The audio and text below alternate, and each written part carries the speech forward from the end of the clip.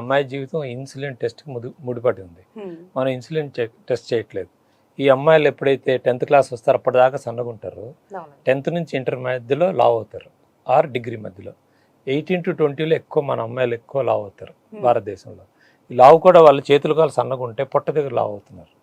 వీళ్ళందరికీ నేను insulin test చేస్తే చాలా హై ఇన్సులిన్ ఉంటుంది. దీన్ని ఇన్సులిన్ రెసిస్టెన్స్ అంటారు. అంటే fasting insulin into fasting blood sugar divide by 405. మన షుగర్ చేయిస్తే ఈ అమ్మాయికి 90 ఉంటుంది, షుగర్ నార్మల్ ఉంటుంది.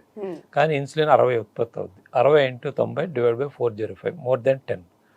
ఇన్సులిన్ రెసిస్టెంట్ మోర్ దాన్ 2 ఉందంటే మనకు రోగాలు స్టార్ట్ అయినట్టు. ఇదే అమ్మాయికి ఏమవుతుంది, నెక్స్ట్ పీరియడ్స్ అబ్నార్మల్ వస్తాయి. పీరియడ్స్ అబ్నార్మల్ అయ్యి ఈమె PCOS అని చెప్పి గైనకాలజిస్ట్ చుట్టూ తిరుగుతూ ఉంటారు. వీళ్ళకి అప్పుడు ఏమవుతుంది అంటే హెయిర్ రావడము, కళ్ళ కింద బ్లాక్ స్పాట్స్ రావడము, మచ్చలు రావడం, హెయిర్ రాలిపోవడం, తర్వాత లావ్ అవ్వడం, ఇవి వీళ్ళు స్టార్ట్ అవుతుంది ఇంటర్మీడియట్ డిగ్రీ టైంకి. మ్యారేజ్ టైంకల్లా మ్యారేజ్ చేస్తే పిల్లలు పుట్టరు, ఇన్ఫర్టిలిటీ ఉంటుంది. ఇదే అమ్మాయికి మనం ఇన్సులిన్ టెస్ట్ చేయిస్తే చాలా హై ఉంటుంది. ఇదే పేషెంట్ ఇన్ఫర్టిలిటీకి ట్రీట్మెంట్ తీసుకున్నాక ఇంకొక 10 kg పెరుగుతారు.